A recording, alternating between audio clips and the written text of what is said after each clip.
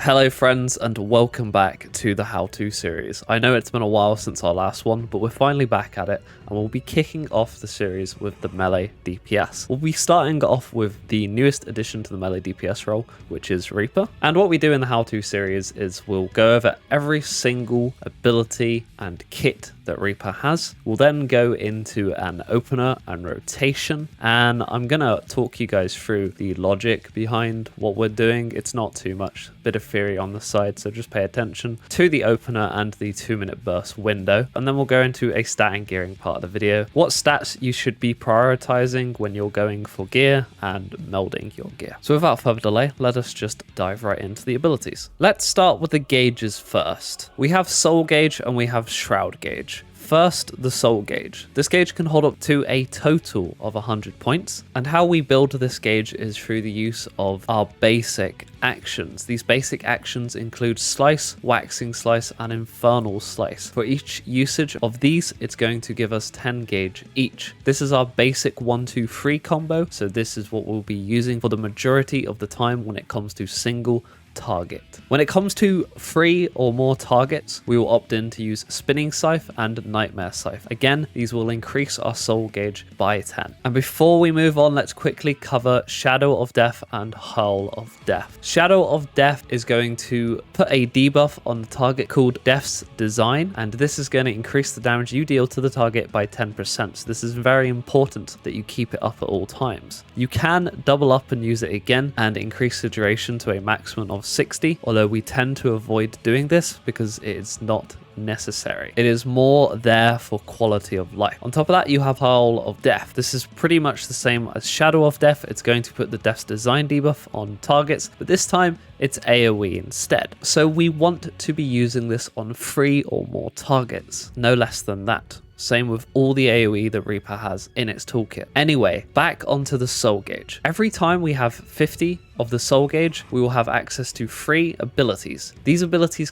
being Bloodstalk, Grim Swaith, and Gluttony. Bloodstalk is our single target OGCD, which requires 50 of the soul gauge. Grim Swaith is our AoE alternative, and this is a cone in front of us. So you have to position yourself in a certain way so you will hit all the mobs in a trash pool. And just a heads up, Spinning Scythe, Nightmare Scythe, and Howl of Death are AoEs around us. So we want to position ourselves in the middle of a mob pack when we're using our AoE rotation. And when we're moving on to Grim Swaith, we then want to position ourselves in front of the trash pool to get all the mobs with Grim Swaith. And then we have Gluttony. Gluttony is on a 60-second cooldown, and we want to be using this whenever it is up, because this does more damage than Bloodstalk and Grim Swaith together, because it's better on single target and it's also better for AoE. So that's why we want to be using it. When it comes to AoE with this ability, make sure we are targeting the most central mob of a trash pool. This is because it's an AoE around that particular mob,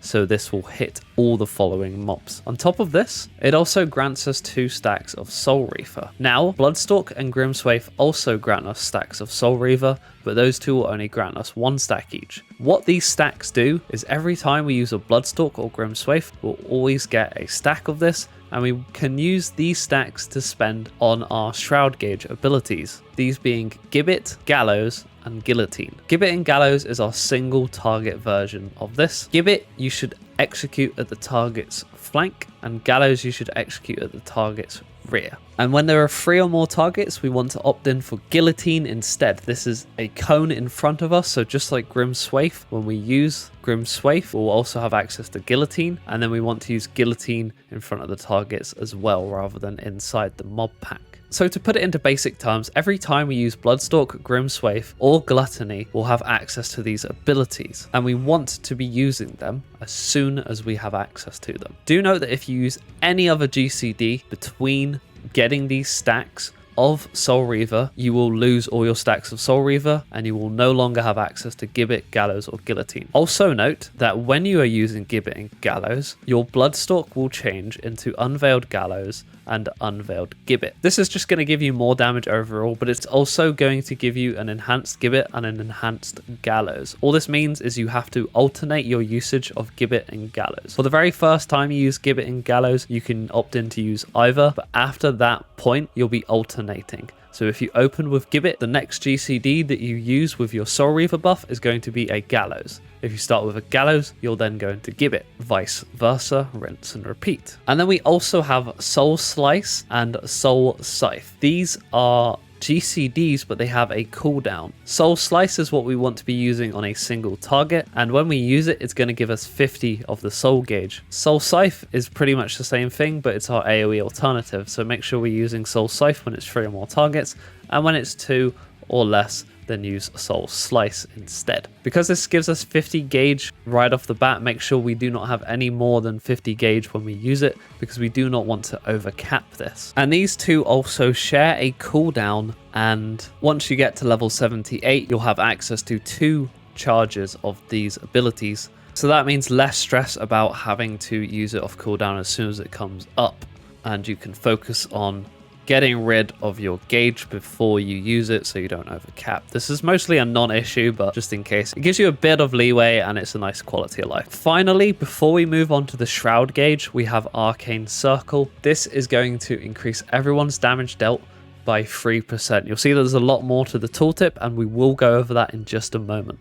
But for now, just keep in mind that this increases your damage and everyone else's by 3%. Okay, let's move on to the Shroud gauge. Now I'm going to try and make this make sense, and honestly it should make complete sense. When we are talking about Gibbet, Gallows and Guillotine, you might have noticed that I said these are Shroud gauge abilities. That doesn't mean they cost Shroud gauge to use. That means when you use them, they give you Shroud gauge. For each usage of these, they're going to give you 10 of the Shroud gauge. Once you have 50 of the Shroud gauge, you can use this ability called Enshroud. Enshroud is going to make you go into a demon form, and when you are in this demon form, your Gibbet, Gallows and Guillotine are going to change into Void Reaping, Cross Reaping and Grim Reaping respectively. And you'll be able to use these abilities 5 times in total. They all have a recast of 150, so while you're in this form, you're basically really speedy. Just like Gibbet and Gallows, you want to alternate your Void Reaping and Cross Reaping. When you first go into Enshroud, you can pick either or, but once you commit to one of them, then make sure you're alternating between the two. For Grim Reaping, remember, just use this when it comes to AoE and 3 or more targets. And just like Guillotine, this works in the same way that it is a cone in front of you. So make sure that you are positioning yourself correctly so you are hitting as many enemies as you can. And just as a side note, while you are in Enshroud form, you cannot use your basic GCD attacks, but you can use Shadow of Death, Hurl of Death, Harvest Moon and Harpe. These will come into play later, and it's very important that you take note of this, because this can prove very useful just knowing this and having this knowledge. When we get to level 86, we will then have access to an enhanced Shroud gauge. This will give us Void Shroud, and we can hold up to 5 of these. For every 2 Void Shroud that we collect, we'll be able to use a Lemur's Slice or a Lemur's Scythe. And how we collect these is pretty simple. It's just every Void Reaping, Cross Reaping and Grim Reaping will give you 1 Void Shroud gauge each. So you'll be able to use a total of 2 Lemurs or 2 Scythes, or a mix between whatever, right? So make sure that you are using these when you have access to them. There are some little quirks to it, but we'll go over that when we get to the opener and rotation part of the video. Just for now, and if you're leveling, just use these off cooldown. Once we get to level 90, we finally finish off our Enshroud with a simple ability and button called Communo. This steals 1000 potency, as you can see, and it can only be used when we are in Enshroud. The simple way to look at it, this is the last button that we use in Enshroud. So in a single target rotation, we'll go Void Reaping, Cross Reaping, Lemur's Slice, Void Reaping, Cross Reaping, Lemur's Slice, and then Communo. In an AoE situation, we'll go Grim Reaping times 2, Lemur's Scythe, Grim Reaping times 2, Lemur's Scythe, and then Communo. Pretty basic, it's literally just the last attack that we'll always use under Enshroud. We never want to not do it because it's massive damage and it would be a waste if we didn't. Just like with Gluttony, make sure that we are using this on the most central mob in a trash pool if we are using this in an AoE situation. Let's go over that obnoxiously large tooltip that Arcane Circle has. Before level 88, it will just say increased damage dealt by self and by party members by 3%. But once we get to level 88, we get access to Plentiful Harvest. This is why the tooltip gets so overcomplicated, and honestly, at face value, I had no idea what the tooltip was trying to tell me. Once I played around with it though, I completely understood what it was doing, and basically what it does, it gives every party member a circle of sacrifice, and this buff is when they use a GCD, it will take that buff away from them and apply it to your Bloodsworn circle buff. Every time a party member uses their GCD, they only literally have to use one GCD, so they probably are AFK if they don't give you this buff. It will give you a stack to that. What these stacks do is just simply increase the potency of Plentiful Harvest, and if you max out the stacks, the Plentiful Harvest will go from 520 potency to a total of 800 potency. This is also a GCD, and it is a straight line AoE in front of you. Additionally, this ability will increase your Shroud gauge by 50. This is really important for when we get to the opener and 2-minute burst, but for now, just keep that in mind. Let's quickly go over the utility that Reaper has before we finish. So we have Soul Sal, and I do count this as utility, although it is damage. And what this does is basically outside of combat, we can use this and it's going to grant us access to an ability called Harvest Moon. Harvest Moon is a ranged attack with a range of 25 yards, so really, really far. It does 600 potency and it does have an AoE effect. And the AoE drop off, as you can see, is 50%. I may not be mentioning all these AoE drop-offs, but the tooltips will always be there, so you'll always be able to see those anyway. Regardless, you want to use Soul Sal. No, it's not Harvest Moon, but Soul Sal. You want to use this before a pull on a boss or in a raid or trial instance, and you want to save that Harvest Moon for the 2-minute buff window, or when you have to disengage from the boss. If you have to disengage from the boss, throw out your Harvest Moon because it's really good potency for when you're missing uptime because of the range of it. If you end up not using it when you disengage and you can save it and you've saved it for your 2-minute raid buffs, then it will come into play at your 3-minute reopener. We will go over that in the opener rotation part of the video though, so don't worry about that. Also, when you're doing dungeons, you can use this between pulls,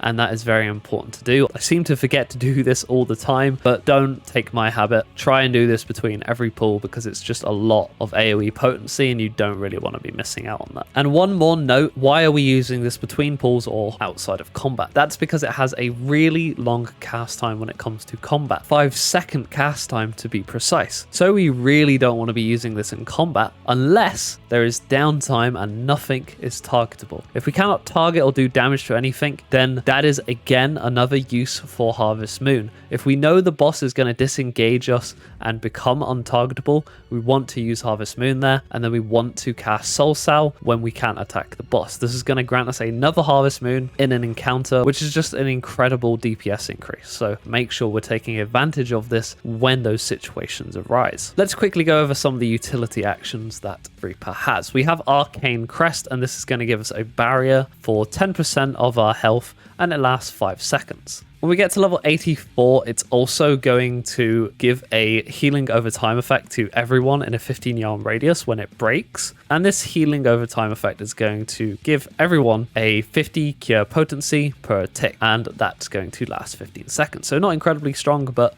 do take advantage of it, and this can be really good in progression as well. We also have Harpe. This is a 300 potency ranged attack, but it does have a cast time, and that is its drawback. That said, we also have our gap closers, Hell's Ingress and Hell's Egress. Hell's Ingress will teleport you forward, and Hell's Egress will teleport you backwards. When you get to level 74, you'll get a trait called Hell's Gate, and this will make it so when you use Hell's Ingress or Hell's Egress, it will leave a portal behind. This portal can be used to go back to that location where you leave the portal. I'll show footage of it and you can see exactly what I'm talking about. On top of this, it's going to grant you an instant cast to Harpe. That means when you have to use this to disengage, you can have an instant cast of this, and that's a 300 potency attack, and it's definitely worth if you cannot hit the boss for an entire GCD. Next we have Second Wind. This is on a 120-second cooldown, and this just gives us a flat 500 potency heal, and this heal scales with our main stat, so this heal will always be pretty good, and it can crit. Make sure we're using this when we take damage we're not meant to, or the healer's not healing us, or a multitude of reasons. Just use this when you're low on health. Or in a raid or trial instance, your healers might want you to use Second Wind at particular moments, so just agree on when those moments are. So the next time you wonder where the heals are at, make sure you check your hotbar and make sure that you've used this and you're doing your part. Next we have leg sweep, which is on a 40-second cooldown, and this is going to stun the target for 3 seconds. I usually rely on my tank to stun AoEs when it comes to trash pulls, but if they don't stun it and it's the last second, then I'll opt in to use a leg sweep and stun the target so I don't take damage and I can continue to AoE the trash pull. Next we have Bloodbath. This is on a 90-second cooldown. Kind of the same deal to Second Wind, although it's not as instant heal as Second Wind. This is going to give us a life convert buff for 20 seconds, and for each physical attack that we do, it's going to convert that into HP. So this is some nice little self-sustain that we have as melee DPS. Then we have Feint. This is on a 90-second cooldown. This lowers the target's physical damage dealt by 10% and magical damage dealt by 5%. Back in the day, melees would usually use this on tank busters, but now with the extra 5% magic damage reduction, we are now typically using this on raid wides and raid busters because that is more important, and tanks have plenty of kit to help themselves out when it comes to tank busters now. Make sure you are rotating this with your other melee DPS and coordinating it so you do not overlap them, as this is a very valuable cooldown and it's going to help a lot. Then we have Arm's Length. This is on a 120-second cooldown. It lasts 6 seconds, and what it's going to do is it's going to make a barrier around yourself that will nullify most knockback and draw in effects. So whenever an enemy has a knockback attack and you want to stay on the boss and keep uptime, then use Arm's Length so you don't get knocked back to another continent and you can continue to keep uptime. It also has an additional effect of a slow when any physical attack hits you, but this is mostly irrelevant for us as a melee DPS. This is mostly for tanks or dungeons, although we can use it if maybe the tank dies or something and all the mobs come to us, then we can use it and it might potentially save our life by mitigating damage, but for the most part that is more or less irrelevant. Maybe in solo content as well, like Heaven on High, Palace of the Dead, and all that kind of good stuff, it could also be good there, but that is not what we're getting into. And then finally we have True North. This will nullify all action direction requirements, so we can use a Gibbet or a Gallows under this effect, and we will not lose the potency from getting the rear or flank positional. This lasts 10 seconds and it's on a 2 charge. So if a boss is spinning or turning or whatever and our Gibbet and Gallows is coming up, then maybe consider using True North so we do not get punished for missing our positional. That is going to do all of Reaper's kit and the utility and the role actions that it has at its disposal. Before we move on to showing you what the openers look like, let's quickly talk about the 2 different openers that we will be pulling off. The 2 different openers that we will be pulling off is the early Enshroud opener and the early Gluttony opener. Let's go by them one by one. The early Enshroud opener, we of course use Enshroud early, and this is going to slightly clip our GCD. That said, as long as we don't have too high skill speed or too bad ping, it won't clip into our GCD that badly. You'll see what I mean when I show footage of this opener. The benefit though is this captures more raid buffs under Gluttony, and that is an overall DPS increase. The reason we would do an early Gluttony opener is to make Gluttony management easier if we had too much skill speed, if our ping was too bad, and also it can be fight specific and it can be better on certain fights. It also will not clip into our GCD, unlike the early Enshroud opener. With that said though, early Enshroud opener is still the baseline opener that you should be aiming for. There's also 2 re-openers as well, which are at the 3-minute mark of any fight, and then the rest every time 2-minute buffs come up. This is the double Enshroud reopener and the triple Enshroud reopener. The double Enshroud opener is a lot easier to pull off and a lot less tight. The triple Enshroud opener is pretty difficult to pull off and it is also very tight. I personally will not be going over the triple Enshroud opener, but if you would like to know more about it, you can check a document in the description below, which goes a lot more in depth to the usage of the triple Enshroud reopener. Do note, just because you're doing the double Enshroud opener doesn't mean you're losing damage. Triple Enshroud opener is actually very fight specific, and you should not be aiming for it unless you know that you can get away with it on these particular fights. So do keep that in mind. Let's move on to the openers though. You'll notice that we start the pull off with Harpé at the 2-second mark of the countdown. The reason for this is extra damage, and by the time we get to the boss, our GCD will reset anyway. If you don't like it, don't do it, but it is more damage overall. So I would personally recommend it. And it's the same reason a paladin will do Holy Spirit in the opener. The next GCD we do is of course Death's Design, because we want this debuff up as soon as possible. Then we do an Arcane Circle. Notice that we immediately press Arcane Circle. We do not wait late into the GCD like you normally would with these kind of buffs. The reason for this is so our Plentiful Harvest does not get delayed any further than it needs to be and doesn't clip into our GCD any more than we want it to. Once we have pressed our Arcane Circle, we'll do 2 Soul Slices, and then we'll wait and spam our Plentiful Harvest. Once our Plentiful Harvest goes off, we will enter Enshroud, and we'll just do this Enshroud like you normally would, making sure that you get your Lemore Slices off and your last hit being Communo, like always. After that, we're just going to casually do our Reaper rotation and generate resources. You will notice that I do a Enshroud halfway through, and this is simply to avoid myself from doing the triple Enshroud opener to not hurt my brain any further than I need to. I'm just going to let this play out, and you can see for yourself exactly how I'm preparing myself for the reopener.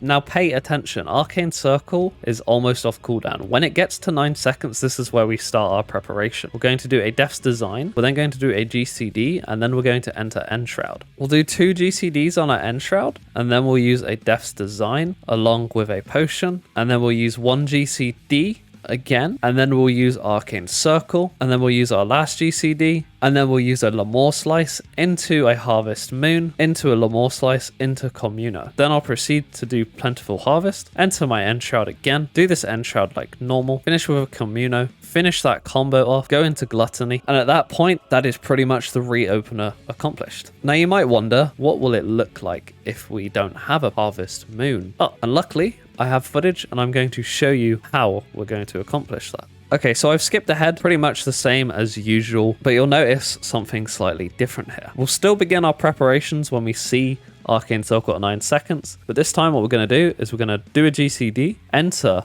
Enshroud, use 1 GCD in Enshroud, and then use our Shadow of Death, combined with Pot, into another GCD, into Arcane Circle, into another GCD, then a Lemore Slice, and then another Death's Design, and then another Lemore Slice, and then a Communo. Then into a Plentiful Harvest, and then this Enshroud is like normal again. We'll finish our combo like we always do, into Gluttony, and then we've pretty much done the reopener again, but this time without our Harvest Moon. This is what you would do if you don't have Harvest Moon, of course. And you'll see that we didn't miss a single Lemore Slice or anything like that. We still got our pot off, and we still got our Arcane Circle off. So it is highly achievable, and you should not be worrying about that. Just follow what I do in the video, and you'll be absolutely fine. Before we move on, let me quickly show you the early Gluttony opener, because I haven't gone over that just yet. So I'll show you what that looks like. Again, we're going to use Harpe at the beginning here.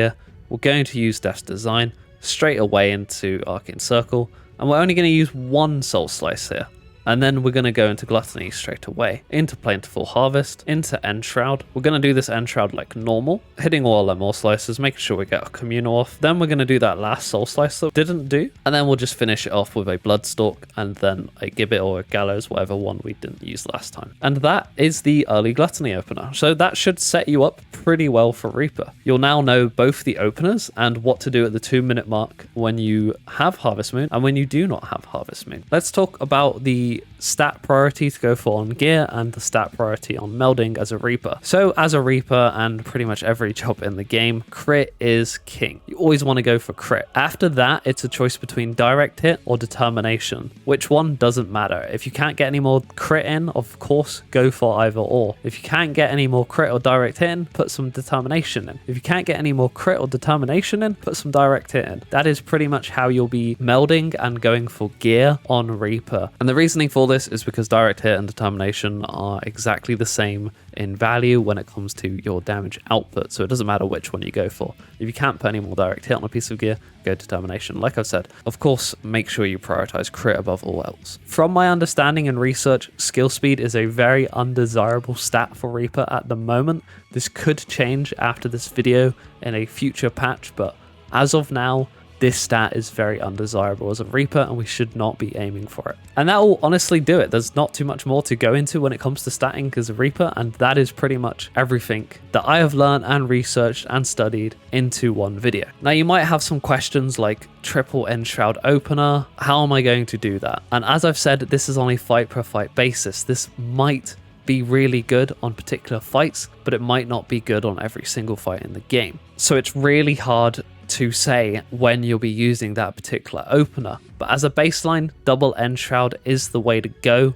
And as this guide is, I want to teach you a baseline and optimal opener and rotation to aim for, so you can get into Extreme Trials or Savage End, Raiding, whatever as a Reaper, and you will be absolutely fine. You'll be doing really high damage actually with the advice and opener and rotation that I've given you. But if you do want to take your Reaper to the next level and you have a good understanding of Reaper, maybe come back to this video later when you've practiced a little bit, then I will link a document in the description below. It is a big resource for me as well when I was learning Reaper, so props to this document and all the people who worked on it. If you want to take your Reaper to the next level, go visit that document and take a look at the resources that they are providing. It is really well written and it is really in depth, and it will take your Reaper to the next level if you wish to do that. When I say next level, I mean stuff like optimizing for speed kills and stuff like that. A pretty niche piece of content, but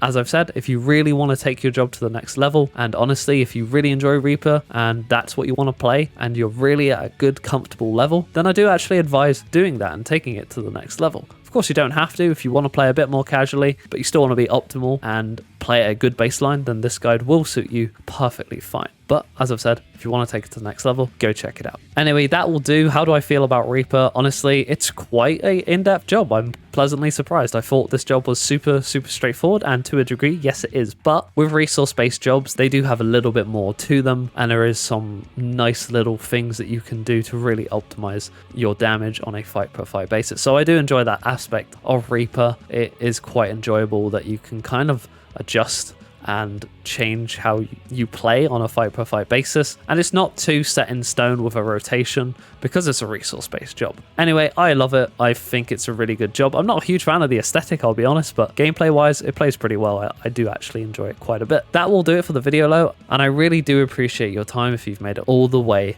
to the end. If you enjoyed the video, then please do hit it with a thumbs up. That would really help the channel and me a bunch. And if you aren't subscribed yet, then please consider hitting subscribe if you enjoy this kind of content. If you think I've missed anything or you would like to highlight anything, then please leave it in the comments below. I'd really appreciate that. And if you would like to support the channel even further via non-monetary means, if you'd like to go out your way and do that, then you can follow my socials in the description below. There's a Twitter, a Twitch, and a Discord.